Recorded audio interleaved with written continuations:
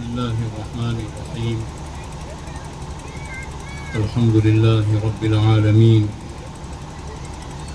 والصلاة والسلام على سيد الأولين والآخرين، سيدنا ونبينا وحبيبنا وإمامنا وقدوتنا ومولانا محمد وعلى آله وصحبه أجمعين ومن تبعهم بإحسان ودعا بدعوتهم إلى يوم الدين. أما بعد، أعوذ بالله من الشيطان الرجيم. بسم الله الرحمن الرحيم. إن الله يأمر بالعدل والإحسان وإيتاء ذي القربى وينهى عن الفحشاء والمنكر والبغي يعظكم لعلكم تذكرون. صدق الله العظيم. محترم علماء کرام، معزز سامعین، محترم ماؤں اور بہنوں،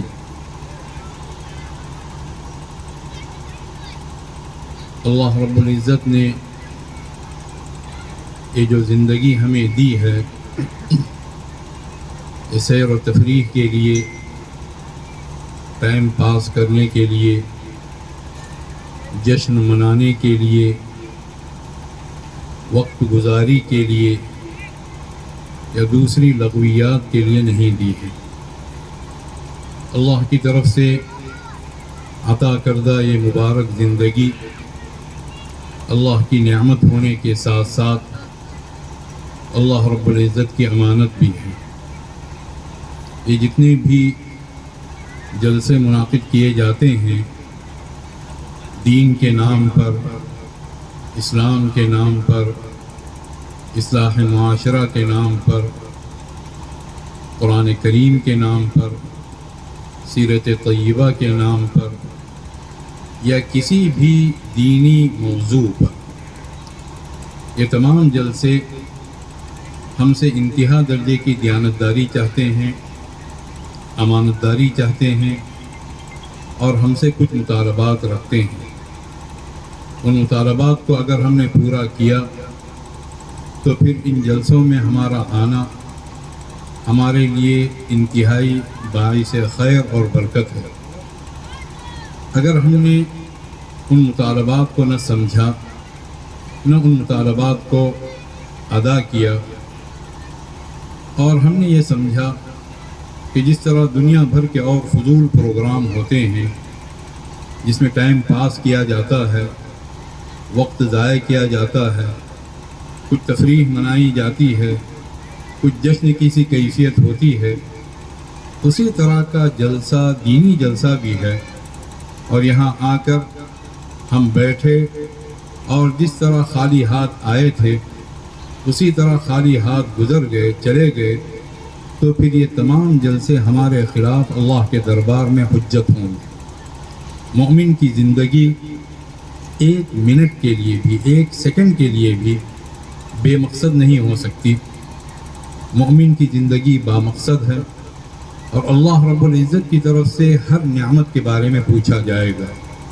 وقت اللہ کی نعمت ہے، وقت پاس کرنے کے لیے نہیں ہے۔ جس طرح پھکڑ قسم کے لوگ ٹرینوں پر اور بسوں پر آتے ہیں، مونگ پھلی اور لیا چنا وغیرہ، اس کا نام بھی ٹائم پاس مونگ پھلی رکھا ہے، اس طرح کی زندگی ہمیں نہیں دی گئی ہے۔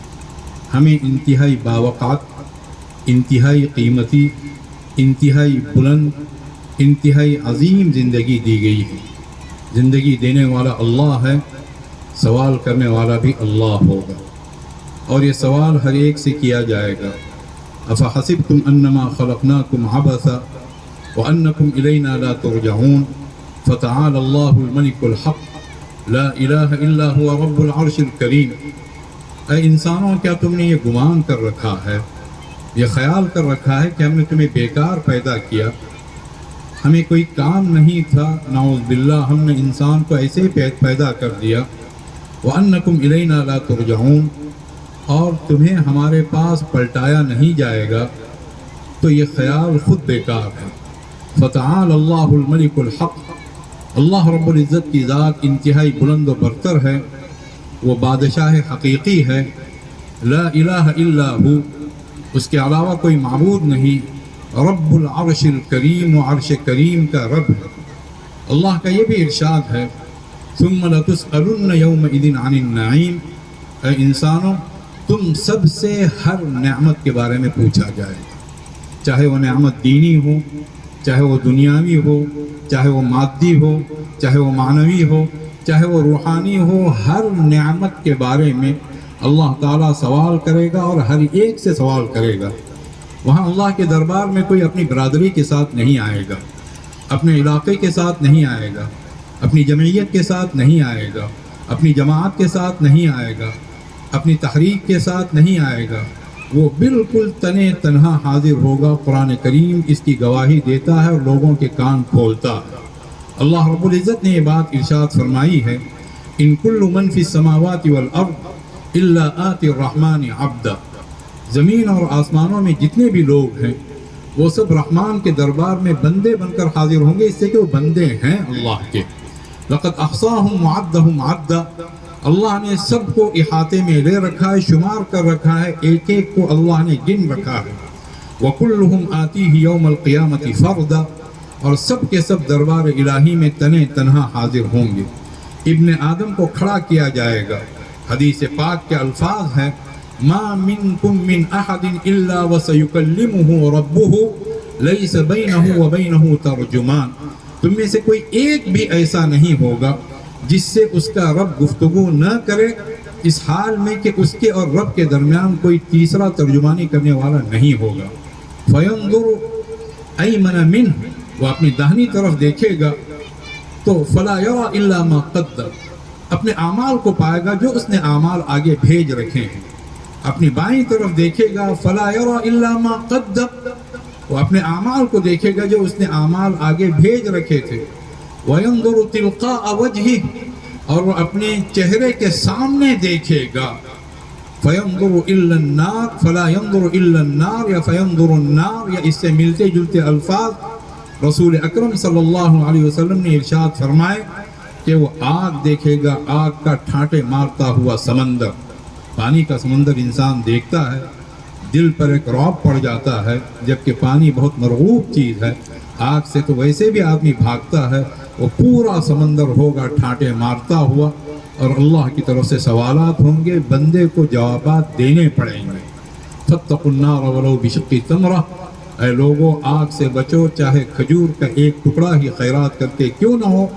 فَإِن لَّمْ يَجِدْ، اگر انسان وہ نہیں پاتا ہے، فَبِكَلِمَةٍ طَيِّبَةٍ، تو اچھے بول کے ذریعے سے، اچھے کلمات کے ذریعے سے وہ آگ سے بچنے کی فکر کرے۔ ہر انسان اس کی فکر کرے، اور ہر انسان سے بھی سوال ہوگا جو عمر ہم نے دی تھی اس عمر کو تم نے کہاں گوایا۔ یہ بات طے ہے، یہ جو اللہ نے بات فرما دی، جو اللہ کے رسول صلی اللہ علیہ وسلم نے باتیں ارشاد فرمائیں، ان کا ہونا طے ہے۔ زمین و آسمان ٹل سکتے ہیں، ہماری نگاہیں دھوکہ کھا سکتی ہیں، لیکن اللہ کا فرمان ٹالا نہیں جا سکتا۔ حضور اکرم صلی اللہ علیہ وسلم کا فرمان برحق ہے، وہ واقع ہو کر رہے گا۔ حضرت صلی اللہ علیہ وسلم نے ارشاد فرمایا لا تزول قدم عبد، کسی بھی بندے کے قدم ہل نہیں سکیں گے، حتی یسأل عن اربع، یہاں تک کہ چار چیزوں کے بارے میں اس سے سوال نہ ہو۔ عن عمرہ فیما افناہ، اس کے عمر کے بارے میں سوال ہوگا کہ عمر کو کہاں گنوایا۔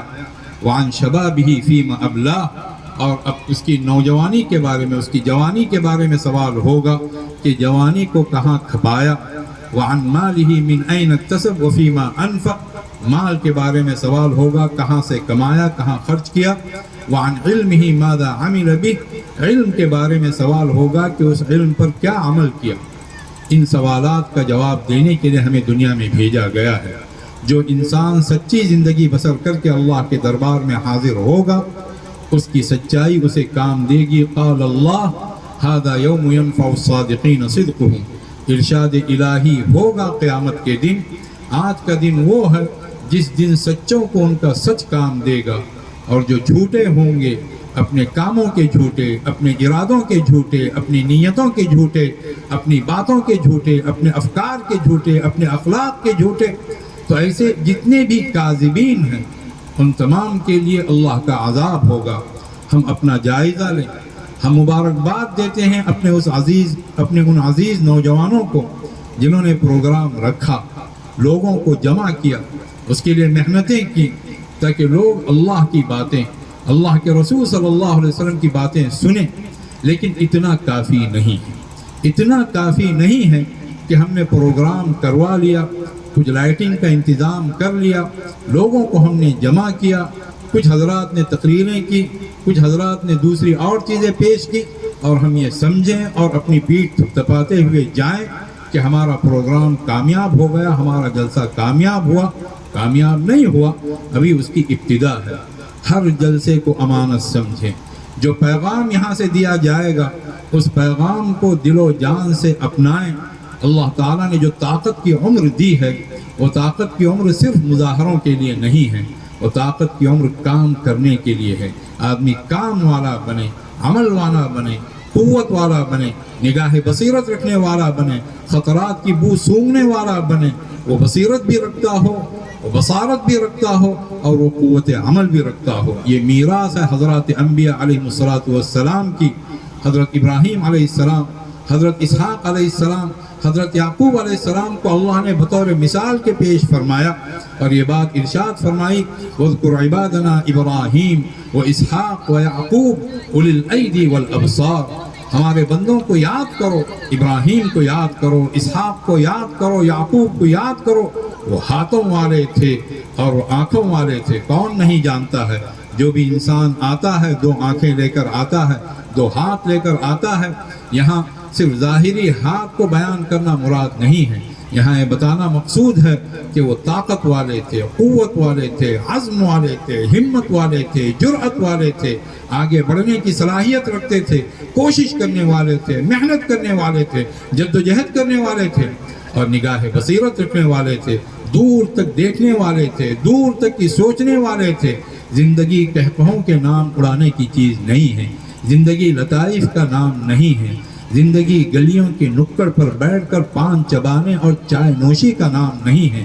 زندگی اللہ کی امانت ہے میرے دوستو، زندگی اللہ کی نعمت ہے۔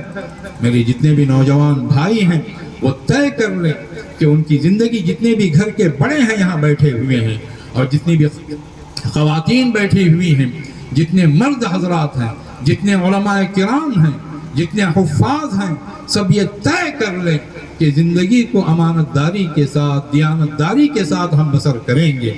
رسول اکرم صلی اللہ علیہ وسلم نے یہ بات ارشاد فرمائی، سب سے پہلی چیز جو میری امت سے اٹھائی جائے گی وہ امانت داری ہوگی، یاد رکھیے گا۔ مظاہرات، ظاہر داری، اس کا بوجھ انسان کی کمر کو توڑ کر رکھ دے گا اور اس کی پیٹھ کو دو ٹکڑے کر دے گا۔ حقیقت کے مطابق زندگی بسر کی جائے، امانت داری کے ساتھ زندگی بسر کی جائے، فَلَوْ صَدَقُوا اللَّهَ لَكَانَ خَيْرًا لَهُمْ۔ لوگ اگر اللہ سے سچے رہیں گے تو یہ چیز ان کے حق میں سب سے بہتر ہے۔ سب سے پہلی چیز جو اٹھائی جائے گی وہ دیانت داری اور امانت داری ہے۔ اور حضرت انس رضی اللہ تعالی عنہ نے یہ بات کہی ہے، قلما خطبنا رسول اللہ صلی اللہ علیہ وآلہ وسلم الا وقد قال فيها لا ایمان لمن لا امانت له ولا دین لمن لا عہد له۔ بہت کم ایسا ہوا ہے اللہ کے رسول صلی اللہ علیہ وسلم نے کوئی خطاب فرمایا ہو، کوئی خطبہ ارشاد فرمایا ہو اور اس میں یہ بات نہ فرمائی ہو جس کے اندر امانت داری نہیں، اس کے اندر ایمان نہیں، جس کے اندر عہد کی پابندی نہیں، اس کے اندر کوئی دین نہیں۔ تو اس کے مطابق ہمیں اپنی زندگیوں کا جائزہ لینا ہے۔ جو آیت ہم نے تلاوت کی قرآن کریم کی جامع ترین آیت ہے، قرآن کریم کی ہر آیت جامع ترین ہے، اور اللہ کا کوئی بندہ اللہ کے کلام کی کسی بھی آیت پر اگر سچے جذبے سے عمل کرنے کی نیت کرے گا، اللہ سے توفیق چاہے گا، اللہ سے دعا کرے گا، ہمیں اللہ کی ذات سے امید ہے اس کے لیے ساری آیتیں کھل جائیں گی۔ اللہ کا کوئی بندہ اللہ کے رسول صلی اللہ علیہ وسلم کی کسی بھی حدیث پر سچے جذبے سے عمل کرنے کی کوشش کرے گا، اللہ سے دعائیں کرے گا، ہمیں اللہ کی ذات سے امید ہے پورا ذخیرہ احادیث اس کے سامنے کھل جائے گا اور اس کے لیے تمام احادیث پر اللہ کی توفیق سے عمل کرنا آسان ہو جائے گا۔ اللہ نے اس آیت میں پیغام دیا ہے گھر کے بڑوں کے لیے، معاشرے کے بڑوں کے لیے، حضرات علماء کے لیے، نوجوانوں کے لیے جن کی عمر طاقت اور قوت کی ہوتی ہیں، ان اللہ یأمر بالعدل، ان اللہ یأمر بالعدل، ان اللہ یأمر بالعدل۔ اللہ تعالیٰ کا حکم ہے انصاف سے کام لیا جائے، لوگوں کے ساتھ انصاف، اپنوں کے ساتھ انصاف، اپنے ساتھ انصاف، گھر والوں کے ساتھ انصاف، پرایوں کے ساتھ انصاف، پڑوسیوں کے ساتھ انصاف، دوستوں کے ساتھ انصاف، دشمنوں کے ساتھ انصاف۔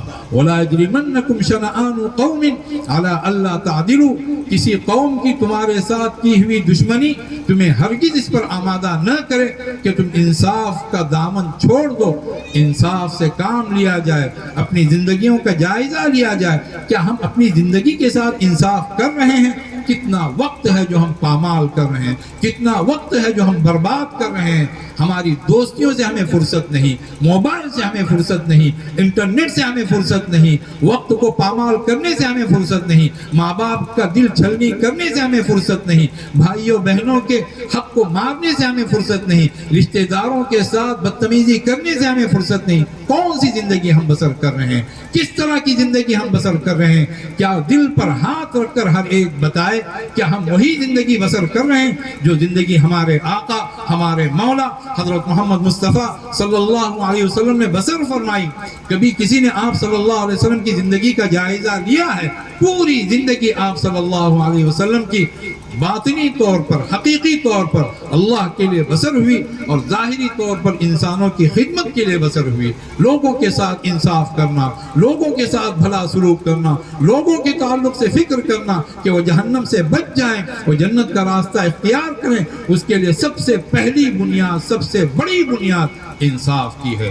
لوگوں کے ساتھ عدل کا معاملہ کریں، ایسا نہ ہو ہم دنیا بھر کے لوگوں کے سامنے مسکرا کر ملیں اور ان کے سامنے اپنے اخلاق کا مظاہرہ کریں، اور گھر میں داخل ہوں تو جلاد بن کر داخل ہوں، بیویوں پر ظلم کریں، بچوں پر ظلم کریں، کمزوروں پر ظلم کریں، چھوٹے بھائی بہن ہوں ان کے ساتھ ہم دباؤ کا معاملہ رکھیں، اگر گھر میں کوئی یتیم ہو تو اس کے ساتھ دباؤ کا معاملہ رکھیں۔ اگر اس طرح کی ہم زندگی بسر کر رہے ہیں تو ہم منافقانہ زندگی بسر کر رہے ہیں، ہم اپنے آپ کو فریب دے رہے ہیں، ہمارے دلوں کے اندر، ہماری رگوں کے اندر نفاق گھس گیا ہے۔ انصاف سے کام لے، یہ اللہ رب العزت کا حکم ہے، اس کے مطابق زندگی بسر کی جائے گی۔ اپنے لیے الگ پیمانہ، دوسروں کے لیے الگ پیمانہ، اگر پیمانے الگ الگ رکھے گئے کہ ہم غلط کام کریں تب بھی اس کی ہزار تعویلات کہ ہم نے جو کیا ہے صحیح کیا، اور کوئی دوسرا صحیح کام کر رہا ہو تب بھی شیطان ذہن کے اندر یہ کیڑے ڈال دے کہ اس کا کام غلط ہے۔ صحیح کو صحیح کہنے کی جرأت پیدا کیجئے، غلط کو غلط کہنے کی جرأت پیدا کیجئے، حق بولیے، حق سوچیے، حق کے مطابق کام کیجئے، حق کے مطابق لوگوں کو دعوت دیجئے، یہ انصاف کی زندگی ہے۔ حقدار تک اس کے حق کو پہنچائیے۔ اگر ہم نے حق ادا نہیں کیا، یہ بات یاد رکھیں، کتنے گھرانے ایسے ہیں جہاں میراث کی صحیح تقسیم ہوتی ہے، ہم سمجھتے ہیں باپ دادا کسی کا انتقال ہو گیا، جس کے ہاتھ میں جو لگا اسے لے کر وہ جو چاہے وہ کرتا پھر، بہنوں کو ان کا حق نہ دیا جائے، چھوٹے بھائیوں کو ان کا حق نہ دیا جائے، اور مال ہڑپ کر لیا جائے، اور یہ سمجھ لیا جائے کہ سب چلتا ہے، کون دیکھتا ہے؟ کوئی چیز نہیں چلتی ہے، سب اللہ دیکھ رہا ہے۔ انہ بکل شیء بصیر، ہر چیز پر وہ پوری نگاہ رکھتا ہے۔ وکان اللہ بما تعملون بصیرا، اے لوگوں جو کچھ تم کرتے ہو اللہ تعالیٰ دیکھتا ہے۔ حق مرتا نہیں ہے، نسلوں کی نسلیں گزر جائیں، اگر کسی کو معلوم ہو ہمارے پردادا کا جب انتقال ہوا تھا یا ان کے باپ کا جب انتقال ہوا تھا ہمارے پردادا نے بہت ساری زمینیں ہڑپ کر دی تھی، حق مرے گا نہیں، چاہے جتنی نسلیں گزر جائیں۔ حقدار تک حق کو ادا کرنا اور اپنے آپ کو پاک و صاف کرنا، اپنے آپ کو اللہ کے دربار میں پاک و صاف حاضر کرنا ہم تمام کے ذمے واجب ہے، اور شدید ترین واجب ہے۔ حقوق کو اگر آدمی مارتا ہے، یاد رکھے گا جس طرح کے فضول اس طرح کی چیزیں چل پڑی ہیں، کون دیکھتا ہے، سب کچھ چل جاتا ہے، یہ نہایت واہیات قسم کا کلمہ ہے۔ حقوق کا معاملہ ایسا عظیم، ایسا پرخطر، اس قدر نازک ہے، شہادت کا خون بھی اسے دھو نہیں سکتا. یاد رکھیے گا، لکھ لیں اسی چیز کو اپنے دماغوں میں، اپنے دلوں میں، اور ہر جگہ اسے لکھ لیں اور اس چیز کو اپنے دماغوں میں ہمیشہ کے لیے محفوظ کریں. کسی غزوے میں صحابہ نے دیکھا بعض فلاں شخص شہید ہو گئے، فلاں شخص شہید ہو گئے، اور انہوں نے بات کہی بھی، فلان شہید، فلان شہید، فلان شہید، اور اس میں ایک صاحب تھے وہ بھی شہید ہو گئے تھے. انہوں نے کہا فلان شہید. حضور صلی اللہ علیہ وسلم نے ارشاد فرمایا کلا، ہرگز نہیں، انی رأیتہ فی النار فی بردۃ غلھا، اس شخص کو میں آگ میں دیکھ رہا ہوں مال غنیمت میں ایک چادر کو چھپانے کی وجہ سے. خیانت آ گئی، انصاف ختم ہو گیا، خیانت آ گئی، دیانتداری باقی نہیں رہی. ممکن ہے آپ صلی اللہ علیہ وسلم نے ان کے لیے دعائے مغفرت کی ہو اور اللہ تعالیٰ نے دعا قبول فرمائی ہو، لیکن لوگوں کے سامنے آپ نے جو بات ارشاد فرمائی وہ یہ، کوئی حق مارتا ہے اس حق کو خون شہادت بھی دھو نہیں سکتا ہے. اس لیے ہم اس طرح اللہ کے دربار میں حاضر ہوں، ہمارے دامن پر ایک چھینٹ، ایک دبا، ایک داغ، کوئی ایسی چیز نہ ہو جس کو لے کر ہم اللہ کے دربار میں حاضر ہوں اور اللہ تعالیٰ پوچھے ہم سے کہ تم نے فلاں کام کیوں کیا، اور ہمارے پاس کوئی جواب نہ ہو. عدل کے ساتھ زندگی بسر کیجئے. اس کے بعد مرحلہ آتا ہے احسان کا. لوگوں کے ساتھ بھلا معاملہ کیجئے، اس پر قسم کھائیے میرے عزیزوں، میرے بھائیوں، میری ماؤں، میری بہنوں، اس پر اللہ کی قسم کھائیے کہ ہم انشاءاللہ اس طرح کی زندگی بسر کریں گے. ہم کسی سے لینے والے بہت کم سے کم بنیں گے، ہم دینے والے بنیں گے. کسی کو نچوڑنے والے، کسی کو چھیننے والے، کسی کو ٹھگنے والے، کسی کے ساتھ برا معاملہ کرنے والے ہم اس طرح نہیں بنیں گے. ہم لوگوں کے ساتھ احسان کرنا، یہ انصاف سے اور آگے کی چیز ہے. حقدار تک حق کو پہنچانا یہ انصاف ہے. لوگوں کے ساتھ اچھا معاملہ کرنا، حسن سلوک کرنا، لوگ ہمیں دیکھیں تو خوش ہوں. ہم اندر ہی اندر کسی کو اذیت پہنچانے والے، کسی کو تکلیف پہنچانے والے، کسی کے ساتھ ناانصافی کا معاملہ کرنے والے، کسی کے ساتھ اذیت رسانی کا معاملہ کرنے والے، روزانہ ہزاروں دفعہ اس چیز سے اللہ رب العزت کے سامنے توبہ کریں کہ ہم اس طرح اللہ تعالی ہمیں نہ بنا کہ ہم کسی کے ساتھ بدتمیزی کرنے والے، بدسلوکی کرنے والے، ظلم کرنے والے. اتقوا الظلم، حضور اکرم صلی اللہ علیہ وسلم کا ارشاد ہے. ایک تو کھلا ظلم ہوتا ہے اور ایک ظلم اندر ہی اندر ہوتا ہے. ہر قسم کے ظلم سے پرہیز کریں. اتقوا الظلم فإن الظلم ظلمات یوم القیامہ، ظلم سے بچو اس لیے کہ ظلم قیامت کے دن کے اندھیرے ہیں، ایک اندھیرا نہیں، ایک تاریکی نہیں، تاریکیوں کا ایک سلسلہ ہے. واتقوا الشح، اسی طرح حرص سے بچو. جو بھی ملے مجھے ملے، مجھے ملے، جتنا ملے ملتا جائے، حلال ملے، حرام ملے، صحیح ملے، غلط ملے، بہرحال میں اپنے پیٹ کا جہنم بھرتا رہوں. اگر اس طرح کی کیفیت کسی کی ہو گئی، واتقوا الشح، اس طرح کے حرص سے بچو، اپنے آپ کو محفوظ رکھو. فإنما الشح أهلك من كان قبلكم، تم سے پہلے جو لوگ گزر چکے ہیں ان کو اسی حرص نے برباد کر دیا، ہلاک کر دیا. حملهم أن سفكوا دماءهم، ان کو اس پر آمادہ کیا کہ وہ ایک دوسرے کا خون بہائیں. واستحلوا محارمهم، اور جو چیزیں ان پر حرام کر دی گئی تھیں اس کو حلال کریں. ان تمام چیزوں سے حضور صلی اللہ علیہ وسلم نے اور خود اللہ رب العزت نے منع فرمایا. احسان کی زندگی بسر کریں. جو اس کا عزم کرتا ہے اللہ تعالیٰ اسے دیتا بھی ہے. وہ دوسروں کے ساتھ حسن سلوک کرنے والا، خود تکلیف برداشت کر کے دوسروں کو راحت پہنچانے والا وہ بنے گا. اللہ کے رسول صلی اللہ علیہ وسلم نے ایک جگہ ایمان کا تعارف ہی انہی الفاظ سے فرمایا. آپ صلی اللہ علیہ وسلم سے پوچھا گیا مل ایمان، ایمان کیا ہے؟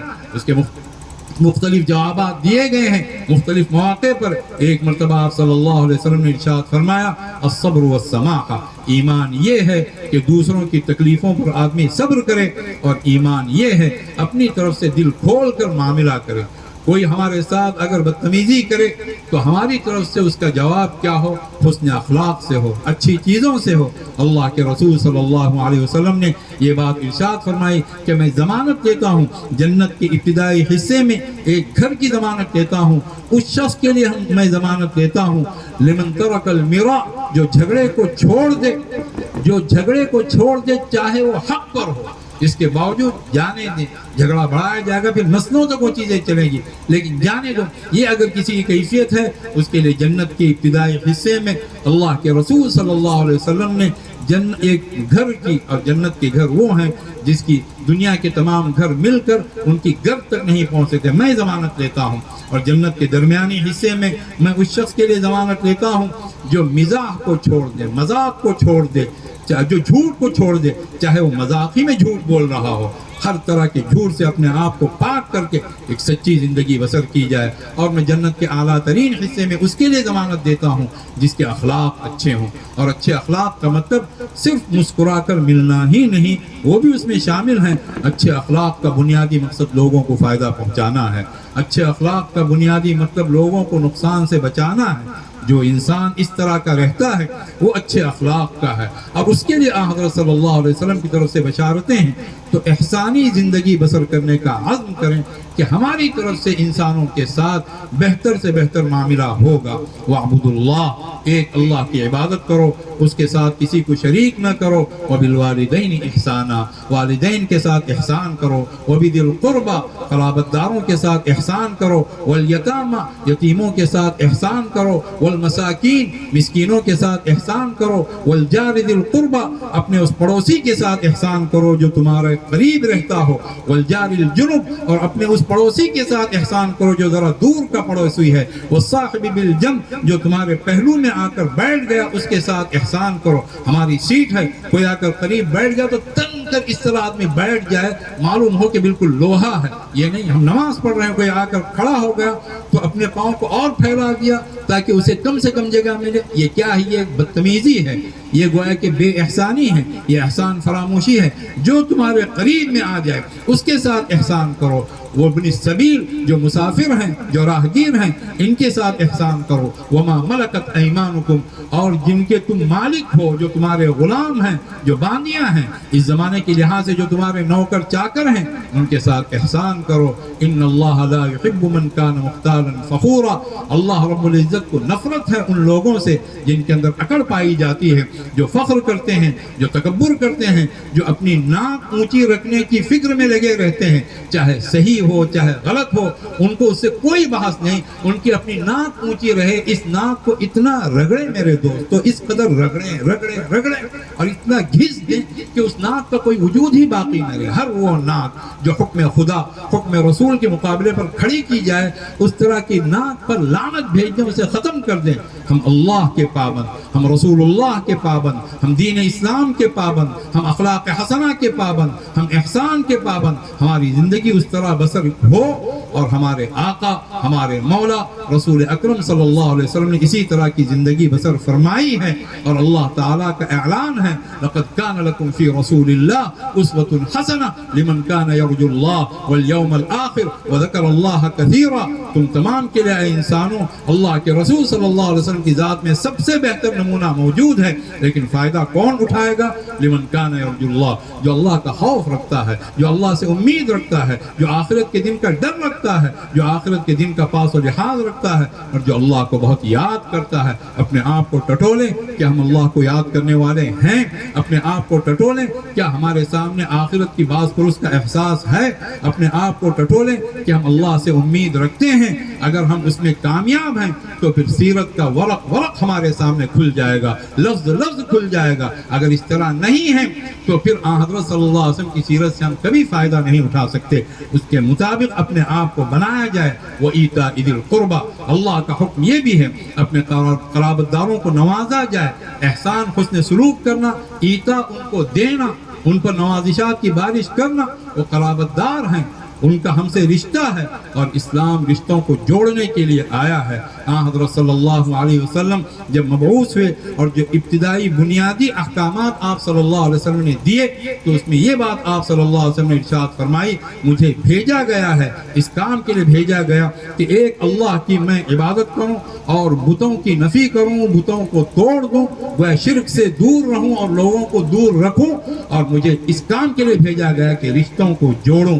جو انسان رشتوں کو جوڑتا ہے، پھر اس کے بعد میں فرد فرد سے جڑتا ہے، گھر گھر سے جڑتا ہے، محلہ محلے سے جڑتا ہے، گاؤں گاؤں سے جڑتا ہے، قصبہ قصبے سے جڑتا ہے، ضلع ضلع سے جڑتا ہے۔ ہم जोड़ने के लिए आए हैं और उसकी इब्तिदा रिश्तों के साथ होगी। ऐसा हरगिज न हो किसी और के साथ कोई भी मामला उसे बर्दाश्त कर लिया जाता है। रिश्तेदार ने कोई बात कह दी ऐसी हल्की फुल्की बात, उसको हमने दिल पर ले लिया और उनसे ताल्लुकात मुनक़ते हो गए और फिर नस्लों तक वो ताल्लुकात मुनक़ते रहे। आदमी देखता है क्या चीज़ हुई थी तो कोई चीज़ उसमें पाई ही नहीं जा रही।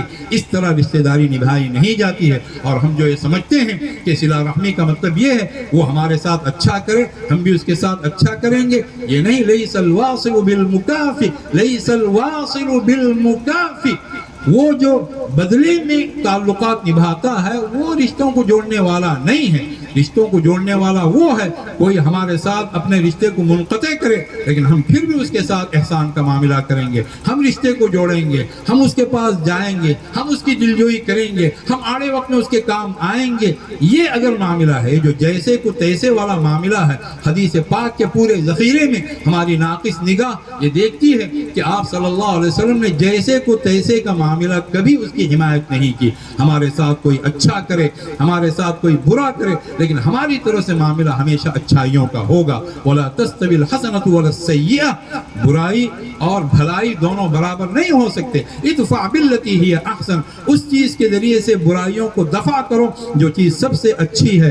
फ़इज़ल लज़ी बैनक व बैनहु अदावा कअन्नहु वलियुन हमीम, उसका नतीजा ये होगा जिसके दरमियान और तुम्हारे दरमियान अदावत है, दुश्मनी है, वो तुम्हारा इंतहाई गहरा दोस्त बन जाएगा। रिश्तेदारों के साथ ये मामला, आम लोगों के साथ एहसान का मामला, अपनों और परायों गैरों के साथ इंसाफ का मामला, इसको लेकर अगर कोई आगे बढ़ेगा वो इंसानों के हुकूक को अदा करने वाला बनेगा और उसके साथ अल्लाह रब्बुल इज़्ज़त की इबादत, अल्लाह की ताअत, अल्लाह की फरमाबरदारी, फ़राइज़ की पूरी पाबंदी और हराम चीज़ों से बचना, ये दो बुनियादें हैं इंसान को अल्लाह का वली बना देंगे। इंसान अगर ये तय कर ले कि जो फ़र्ज चीज़ें हैं उसकी हम पूरी पाबंदी करेंगे, चाहे ज़मीन अपनी जगह रहे न रहे, आसमान अपनी जगह रहे न रहे, लेकिन अल्लाह ने बात इरशाद फरमाई, अल्लाह के रसूल सल्लल्लाहु अलैहि वसल्लम ने बात इरशाद फरमाई, फ़राइज़ की टक्कर की कोई चीज़ नहीं है। अगर उसके मुताबिक हम रहेंगे अल्लाह की सच्ची इबादत करने वाले बन जाएंगे। हदीस पाक में आता है हज़रत सल्लल्लाहु अलैहि वसल्लम ने अल्लाह रब्बुल इज़्ज़त का ये इरशाद नकल फरमाया है कि मैंने अपने बंदों पर जो चीज़ें फ़र्ज़ की हैं उनकी बराबरी करने वाली कोई चीज़ नहीं, और मुझे सबसे बढ़कर महबूब तरीन चीज़ वो है जो मैंने अपने बंदों पर फ़र्ज़ की है। अल्लाह के फज़ल व करम से शायद तमाम लोग इशा की नमाज़ पढ़ कर आए होंगे, वो नमाज फ़र्ज़ है। 1000 तहज्जुद मिलकर भी एक इशा का मुकाबला नहीं कर सकते, 1000 नवाफिल मिलकर एक मगरिब का, एक असर का, एक ज़ोहर का, एक फजर का मुकाबला नहीं कर सकते, इसलिए कि वो चीज़ अल्लाह ने फ़र्ज़ की है। रमज़ान के रोज़े फ़र्ज़ हैं। अगर किसी ने बग़ैर किसी उज़्र के रोज़ा तोड़ दिया या रोज़ा छोड़ दिया, लोगों के सामने रोज़ेदार बना रहा, अंदर ही अंदर खा पी रहा है और कोई उज़्र नहीं था, न बीमार है वो न मुसाफिर है, लेकिन ऐसे ही छोड़ दिया, हदीस पाक में बात आती है, रसूल अकरम सल्लल्लाहु अलैहि वसल्लम इरशाद फरमाते हैं ज़िंदगी भर रोज़ा रखता रहे लेकिन उस रोज़े की तलाफ़ी नहीं हो सकती। ये मामला है फ़राइज़ का, फ़राइज़ की पूरी पाबंदी, ज़कात दिया करें। ये नहीं कि कोई आकर कहे या ये कि हमने अपने कुछ किसी से मसला मालूम ही नहीं किया, ज़कात अगर फ़र्ज़ हो गई और अगर ज़कात किसी ने नहीं दी, गोया कि वो अपने माल को भी उसने ख़तरे में डाल दिया, अपनी जान को भी ख़तरे में डाल दिया, अल्लाह की तरफ से वो लानतों का मुस्तहिक़ बन जाएगा। जान जान कर हमारे पास इतने पैसे हैं, हमारे पास इतना सोना है, हमारे पास इतनी चांदी है, हमारे पास फला माल इतना है, हमारी दुकान में इतना माल है, साल पूरा हो चुका है, कितनी ज़कात मुझ पर फ़र्ज़ हो रही है, उलमा से मालूम करें। हम जो जाते हैं कि मौलाना साहब फला चीज़ में कारोबार में बहुत नुकसान है, कारोबार बहुत मंदा चल रहा है, दुआ फरमाएं, यकीनन ये भी इबादत है, लेकिन सिर्फ इसी काम के लिए न जाएं बल्कि इस काम के लिए भी जाएं कि मुझ पर ज़कात कितनी फ़र्ज़ हुई है, मैं शादी करना चाहता हूँ, मुझे आप ये बताइए, कुछ और नहीं, रसूल अकरम सल्लल्लाहु अलैहि वसल्लम ने किस तरह शादी की थी, मैं तिजारत करना चाहता हूँ, हुजूर अकरम सल्लल्लाहु अलैहि वसल्लम ने तिजारत के क्या उसूल बयान किए हैं, मैं फला काम करना चाहता हूँ, मुझे सिर्फ इतना बताइए कि सुन्नत तरीक़ा क्या है। हमारे आका हमारे मौला हज़रत मोहम्मद मुस्तफ़ा सल्लल्लाहु अलैहि वसल्लम ने ये काम किस तरह करके दिखाया था, बस वो चीज़ मालूम हो जाए, आदमी आँख बंद करके उस चीज़ को इख्तियार कर ले। अल्लाह के रसूल सल्लल्लाहु अलैहि वसल्लम के रास्ते को इख्तियार करके, दीन को इख्तियार करके آج تک کوئی ذلیل ہوا ہے نہ ہوگا، زکوٰۃ دے کر آج تک کوئی بھکاری اور فقیر ہوا ہے نہ ہوگا، لیکن سود کھا کھا کر لوگوں کے خون پسینے کی کمائی ہضم کر کر کے لوگوں کو نچوڑ نچوڑ کر جس نے سودی کاروبار کیا وہ برباد ہوا بھی ہے اور ہوتا رہے گا۔ آج تک یہ سنا نہیں گیا ہے فلاں صاحب بہت زکوٰۃ دیا کرتے تھے، بہت صدقہ و خیرات کیا کرتے تھے، مرے تو اس حال میں مرے کہ بالکل بھکاری ہو کر مرے۔ یہ چیز نہ سنی جائے گی نہ سنی جا سکتی ہے۔ اللہ کی طرف سے مدد آتی رہتی ہے۔ یمحق اللہ الربا ویربی الصدقات، اللہ تعالیٰ سود کو ملیامیٹ کرتا ہے اور صدقات کو اللہ تعالیٰ خوب بڑھوتری عطا کرتا ہے۔ لیکن یہ بات سنی گئی اور سنی جاتی رہے گی، فلاں کمبخت فلاں خبیث لوگوں کا مال خوب کھایا کرتا تھا، سودی کاروبار کیا کرتا تھا، لوگوں سے سود لیا کرتا تھا، مرا تو اس حال میں مرا کہ ایڑیاں رگڑ رگڑ کر مرا۔ تو اللہ رب العزت کے دین کو اختیار کر کے ہم کبھی پامال نہیں ہو سکتے۔ اللہ رب العزت نے جو دین دیا ہے اس دین میں ہمارے لیے عزت ہے۔ وَلِلَّهِ الْعِزَّةُ وَلِرَسُولِهِ وَلِلْمُؤْمِنِينَ وَلَكِنَّ الْمُنَافِقِينَ لَا يَعْلَمُونَ، عزت اللہ کی، عزت اللہ کے رسول کی، عزت اہل ایمان کی جو اللہ کی باتیں مانتے ہیں اور رسول صلی اللہ علیہ وسلم کے طریقے پر چلتے ہیں، ان کے لیے عزت ہے۔ وَلَكِنَّ الْمُنَافِقِينَ لَا يَعْلَمُونَ، لیکن منافق کچھ جانتے نہیں ہیں۔ تو پہلی ایک بنیادی چیز فرائض کی پابندی، اور اس کے ساتھ ساتھ دوسری بنیادی چیز وہ اتنی ہی اہم ہے جتنی اہم فرائض کی پابندی ہے، وہ ہے حرام کاموں سے بچنا۔ آدمی بے حیائی سے بچے، آدمی بد نظری سے بچے، آدمی حرام کاموں سے بچے، آدمی حرام کمائی سے بچے، آدمی ظلم سے بچے۔ جو چیزیں اللہ نے اور اللہ کے رسول صلی اللہ علیہ وسلم نے حرام کر دی ہیں کہ یہ چیز جائز نہیں، سود حرام ہے نہیں لیا جائے گا، رشوت حرام ہے نہ دی جائے گی نہ لی جائے گی، چوری حرام ہے نہیں کی جائے گی، کسی کو ٹھگنا حرام ہے ٹھگا نہیں جائے گا، کسی پر ظلم کرنا حرام ہے ہرگز ظلم نہیں کیا جائے گا۔ ہم لوگ یہ سمجھتے ہیں جو بہت زیادہ نوافل پڑھتا ہے وہ بہت بڑا عبادت گزار ہے۔ نوافل کا پڑھنا، ذکر کا کرنا سر آنکھوں پر یہ بہت بڑی بنیاد ہے، اس میں کوئی ادنا شک نہیں ہے۔ حضور اکرم صلی اللہ علیہ وسلم نے اس شخص کو سب سے بڑا عبادت گزار فرمایا ہے جو حرام چیزوں سے بچتا ہے۔ اتق المحارم اتق المحارم تکن اعبد الناس، جو چیزیں حرام ہیں اس سے بچ، اس سے دور رہ، اس سے اپنے آپ کو محفوظ رکھ، تو لوگوں میں سب سے بڑا عبادت گزار بن جائے گا۔ یہ فرمان کس کا ہے؟ اللہ کے رسول صلی اللہ علیہ وسلم کا۔ ان دو بنیادوں کو طے کر لیں، فرائض کی پابندی ہوگی، کسی قیمت پر ان کو چھوڑا نہیں جائے گا، حرام چیزوں سے بچا جائے گا، کسی قیمت پر ان کو نہیں کیا جائے گا۔ یہ ہے جوانی، یہ ہے طاقت، یہ ہے ہمت، یہ ہے حوصلہ، یہ ہے جرأت، اس کے مطابق ہم آگے بڑھنے والے بن جائیں۔ یہ بنیادیں اللہ تعالیٰ نے کرنے کی بتائی ہیں اور چھوڑنے کی جو بنیادیں بتائیں، جن چیزوں کو چھوڑا جائے گا زندگی پاکیزہ ترین بن جائے گی۔ وَيَنْهَا عَنِ الْفَحْشَاءِ وَالْمُنْكَرِ وَالْبَغْيِ، خطبے میں عام طور سے یہ آیتیں پڑھی جاتی ہیں، خطبے کے اخیر میں، دوسرے خطبے کے اخیر میں۔ کتنے لوگوں کو یہ توفیق ہوئی ہوگی وہ کسی عالم دین سے جا کر پوچھیں کہ اس آیت کا کیا مطلب ہے، اور خطبے میں آیت پڑھی جاتی ہے، اس میں ہمیں کون سا پیغام دیا جاتا ہے، معلوم کر لیں۔ اللہ رب العزت نے یہ بات ارشاد فرمایا، اللہ منع کرتا ہے، اللہ روکتا ہے، اور اللہ تعالیٰ کسی چیز سے روکے، باپ بیٹے کو روکتا ہے، بیٹا وہ کام کرے، 2-3 جھاپڑ رسید کر لیا، میں روک رہا ہوں، پھر تیری ہمت کیسے ہوئی؟ باپ کو غیرت آتی ہے اور بھائیوں کو غیرت آتی ہے، اور سب سے بڑی غیرت اللہ رب العزت کو آتی ہے۔ ان اللہ تعالی یغار، حدیث پاک کے الفاظ ہیں، حضور اکرم صلی اللہ علیہ وسلم نے ارشاد فرمایا اللہ تعالیٰ کو غیرت آتی ہے۔ وغیرت اللہ تعالی ان یأتی المرء ما حرمہ علیہ، اللہ کو غیرت اس وقت آتی ہے جب آدمی ان کاموں کا ارتکاب کرتا ہے جسے اللہ نے حرام کیا ہے۔ میں نے اس چیز کو حرام کیا، پھر تیری جرأت کیسی ہوئی؟ تو اللہ نے منع فرمایا ہر فحاشی سے، آدمی بے حیائی سے دور رہے، آدمی پاک و صاف رہے، ہر طرح کی بے حیائی سے دور رہے۔ آدم علیہ السلام پر ابلیس کا سب سے پہلا حملہ جو ہوا تھا وہ شرک کرنے کے لیے آ کر ابلیس نے نہیں کہا تھا، ابلیس نے وہ کام کروایا جس سے ان کے لباس اتر گئے تاکہ وہ بے حیا بن جائے۔ اور جب آدمی بے حیا بنتا ہے، بے عمل بنتا ہے، بے علم بنتا ہے، بے عزت بنتا ہے، اور پتہ نہیں وہ کیا کچھ بنتا ہے، وہ جانوروں کی سطح پر اتر آتا ہے۔ حدیث پاک میں رسول اکرم صلی اللہ علیہ وسلم نے یہ بات ارشاد فرمائی، ان مما ادرک الناس من کلام النبوۃ الاولی اذا لم تستحی فاصنع ما شئت۔ لوگوں نے سابقہ نبوت کی جو چیزیں چلی آ رہی ہیں ان میں سے جو ایک بنیادی چیز پائی ہے وہ یہ بات ہے، وہ تمام انبیاء نے یہ بات کہی، حضور اکرم صلی اللہ علیہ وسلم نے بات ارشاد فرمائی کہ اگر تمہارے اندر حیا ہی نہیں ہے، غیرت نہیں ہے، شرم نہیں ہے، جو چاہے وہ کرو، تو گویا بے حیا انسان جانوروں کی سطح پر اترتا ہے، بلکہ جانوروں سے بھی گیا گزرا بن جاتا ہے۔ اللہ تعالیٰ ہر فحاشی سے روکتا ہے۔ شیطان کا کام یہ ہے، انسان کو فحاشی پر آمادہ کرتا ہے۔ الشیطان یعدکم الفقر ویأمرکم بالفحشاء واللہ یعدکم مغفرۃ منہ وفضلا واللہ واسع حکیم، کہ شیطان تمہیں فقر و فاقے کا خوف دلاتا ہے، صدقہ کرو گے تو فقیر بن جاؤ گے، اور شیطان تمہیں فحاشی پر آمادہ کرتا ہے، جبکہ اللہ کا وعدہ تمہارے لیے مغفرت کا بھی ہے اور خوب اپنے فضل سے نوازنے کا ہے۔ ہر قسم کی فحاشی سے کوئی فحش چیز دیکھی نہیں جائے گی، سنی نہیں جائے گی، پڑھی نہیں جائے گی، گھر میں داخل نہیں کی جائے گی۔ پاک و صاف زندگی ہم بسر کریں گے۔ گھر میں جھاڑو لگانا تو ہر ایک کو یاد رہتا ہے تاکہ ظاہری طور پر گھر پاک و صاف رہے، لیکن دیکھا جائے گھروں میں کہیں کوئی خدا نخواستہ کوئی غلط چیز تو پنپ نہیں رہی ہے۔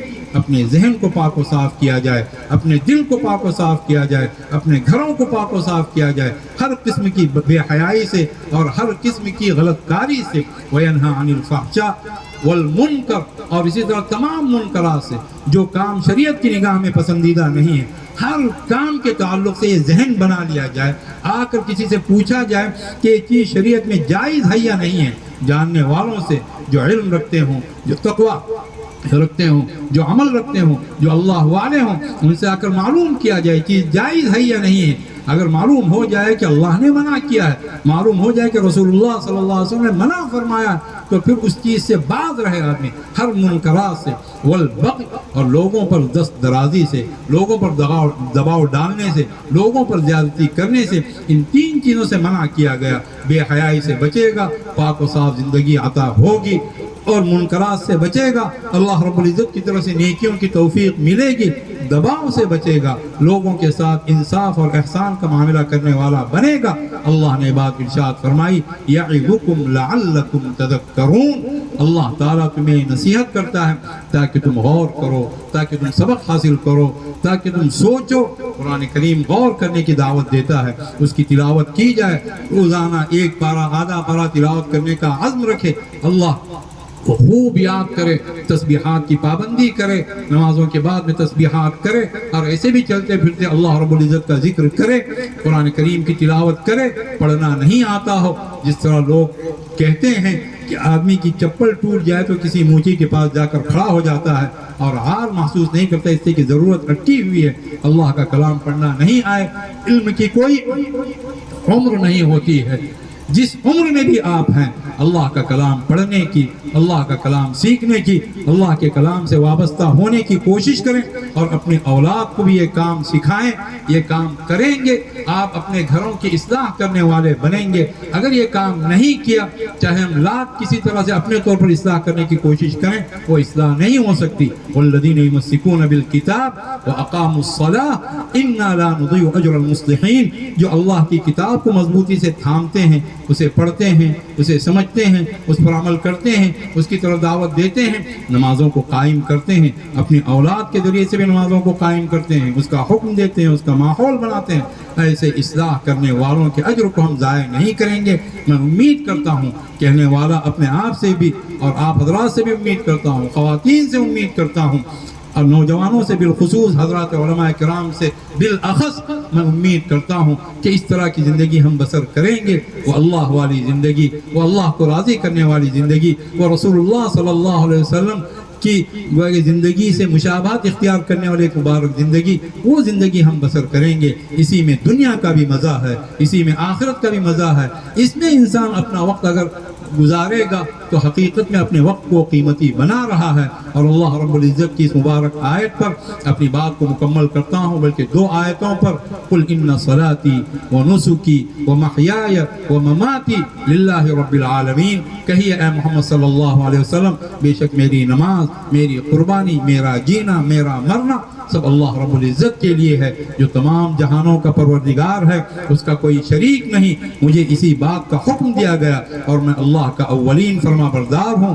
اور حضرت صلی اللہ علیہ وسلم کے بارے میں یہ بات کہی گئی، لقد کان لکم فی رسول اللہ اسوۃ حسنہ، تم تمام کے لیے، اے انسانوں، اے لوگوں، اے اللہ کے بندوں، رسول اللہ صلی اللہ علیہ وسلم کی ذات میں سب سے بہتر نمونہ موجود ہے. لیکن فائدہ اٹھانے والے کون ہیں؟ لمن کان یرجو اللہ، جو اللہ سے امید رکھے، اللہ کا خوف بھی رکھے، والیوم الآخر، جو آخرت کے دن کی توقع رکھے، اس میں جواب دہی کا احساس بھی رکھے، وذکر اللہ کثیرا، جو اللہ رب العزت کو بہت یاد کرے، یاد رکھے اور اللہ رب العزت کی باتوں کو بیان کرے. ذکر یذکر ذکرن کا مطلب یاد کرنے کا بھی ہے، یاد رکھنے کا بھی ہے، چرچا کرنے کا بھی ہے. یہ علاقہ، یہ پورا علاقہ ایک مردم خیز علاقہ رہا ہے. اللہ کے فضل و کرم سے ایسی بڑی بڑی شخصیات پیدا ہوئی ہیں. خاص طور پر مولانا عبد الماجد دریابادی رحمۃ اللہ علیہ کا نام لینا بہت ضروری سمجھتا ہوں، جن کے ذریعے سے اس علاقے کی شہرت ہوئی. لیکن وہ شہرت کس بنیاد پر ہوئی؟ وہ اللہ والے تھے، اللہ کی کتاب کی خدمت کرنے والے، اللہ رب العزت کی طرف سے جو احکامات ملے ان کو بندگان خدا تک پہنچانے والے، مفسر قرآن، بندگان خدا کے لیے تڑپ رکھنے والے. اور اللہ رب العزت کی کسی کے ساتھ کوئی رشتہ داری نہیں ہے. جو بھی بندہ اللہ والا بنے گا، چاہے امیر ہو، غریب ہو، کالا ہو، گورا ہو، کسی علاقے کا ہو، کسی برادری کا ہو، کوئی بھی زبان بولتا ہو، جو اللہ والا بنے گا اللہ رب العزت اس کا بنے گا. اللہ یجتبی الیہ من یشاء ویہدی الیہ من ینیب، اللہ جسے چاہتا ہے اپنا بنا لیتا ہے، اور جو اللہ کی طرف پلٹ پلٹ کر آتا ہے اللہ تعالیٰ اسے اپنے پاس آنے کا راستہ بھی دیتا ہے. اللہ رب العزت اس حاضری کو قبول فرمائے اور ہمارے آنے اور جانے کو اللہ تعالیٰ مدخل صدق مخرج صدق فرمائے، سچا آنا اور سچا جانا. اور آپ حضرات کے قیام کو اللہ تعالیٰ قیام صدق فرمائے، سچا رہنا. وآخر دعوانا ان الحمدللہ رب العالمین. اللہم صلی علی سیدنا محمد وعلی آل سیدنا محمد وبارک وسلم. اللہم انت السلام ومنک السلام تبارک یا ذا الجلال والاکرام. اللہم اعنا علی ذکرک وشکرک وحسن عبادتک. ربنا ظلمنا انفسنا وان لم تغفر لنا وترحمنا لنکونن من الخاسرین. اے اللہ جو بھی باتیں بتائی گئی ہیں ان کو قبول فرما، ان کے دلوں میں ان باتوں کو دلوں میں داخل فرما، کہنے والے کے دل میں بھی داخل فرما، سننے والوں کے قلوب میں بھی داخل فرما. جو بات خدا نخواستہ اگر غلط کہی گئی ہے اس کو ذہن و دماغ سے ہمیشہ کے لیے ختم فرما. ہم تمام کو اچھی زندگی نصیب فرما. اس پورے علاقے کو قبول فرما، یہاں کے مردوں کو، یہاں کی عورتوں کو، یہاں کے بچوں کو، یہاں کے تمام لوگوں کو اے اللہ قبول فرما. صاف ستھری زندگی ہم تمام کو نصیب فرما. وہ زندگی جو اللہ والی ہے، وہ زندگی جو تیرے محبوب رسول صلی اللہ علیہ وسلم نے بسر کر کے برت کر دکھائی ہے، اے اللہ اس طرح کی زندگی کی نقل کرنے والا ہم تمام کو بنا دے. ایک سچی زندگی، ایمانی بنیادوں پر بسر کی جانے والی زندگی اے اللہ ہم تمام کو عطا فرما. ہمارے جانے آنے اور جانے کو قبول فرما. ہمارے ساتھ جو رفقا ہیں، خاص طور پر ہمارے عزیز فاضل ساتھی مولانا سعید الزمان صاحب اور دوسرے جو حضرات ہیں، ان کے آنے جانے کو قبول فرما. یہاں جتنا مجمع ہے جو سن رہا ہے، جو اپنے گھروں میں ہیں، اے اللہ یہاں جتنی خواتین ہیں ان تمام کے رہنے کو اور یہاں زندگی کے دن بسر کرنے کو اے اللہ سب کو قبول فرما، قبولیت سے نواز دے. ربنا آتنا من لدنک رحمة وهيئ لنا من امرنا رشدا. ربنا آتنا في الدنيا حسنة وفي الآخرة حسنة وقنا عذاب النار. رب ارحمهما كما ربياني صغيرا. ربنا تقبل منا إنك أنت السميع العليم وتب علينا إنك أنت التواب الرحيم. وصلى الله تعالى وسلم على سيدنا ونبينا وحبيبنا وإمامنا وقدوتنا ومولانا محمد وعلى آله وصحبه أجمعين. اے اللہ جن لوگوں نے جلسہ منعقد کیا ہے، اے اللہ جو نوجوان ہیں جن کے پاس طاقت اور قوت ہے، اے اللہ ان کی طاقت اور قوت کو اپنے دین کے لیے قبول فرما. جتنے گھر کے بڑے ہیں، جتنے گھر کے چھوٹے ہیں، جتنی خواتین ہیں، اے اللہ سب کے ساتھ رحم کا معاملہ، کرم کا معاملہ، احسان کا معاملہ فرما۔ جتنے بھی علماء کرام ہیں اور جتنے لوگ اسٹیج پر بیٹھے ہوئے ہیں جو نمایاں شخصیات ہیں، اے اللہ ان سے نمایاں خدمات بھی لے لے اور ان کے خدمات کو قبول بھی فرما۔ سچی زندگی ہم تمام لوگوں کے لیے مقدر فرما۔ ہم تیرے دربار میں حاضر ہوں تو اے اللہ ہم باعزت حاضر ہوں، ہماری حاضری باعزت ہو، اور تیرے رسول صلی اللہ علیہ وسلم کو خوش کرنے والی ہماری حاضری ہو۔ اس طرح کی زندگی عطا فرما اور اس طرح کی موت ہمیں نصیب فرما۔ تمام مسلمانان عالم پر اپنا فضل فرما، عالم انسانیت پر اپنا فضل فرما۔ ہر طرح کی شرور سے، محن اور آفات سے اے اللہ ہم تمام کی حفاظت فرما۔ اے اللہ محفوظ زندگی عطا فرما، سکون کی زندگی عطا فرما، اسی زندگی کو جینے والے ہم بنیں اور آخرت میں تیری رحمت، تیری رضامندی اور تیری طرف سے ہر خیر اور برکت کے ہم مستحق بنیں۔ اے اللہ ہماری دعاؤں کو قبول فرما۔ وصلی اللہ تعالی وسلم علی سیدنا و نبینا محمد وعلی آلہ وصحبہ اجمعین، آمین۔ سبحان ربک رب العزة عما یصفون وسلام علی المرسلین والحمد للہ۔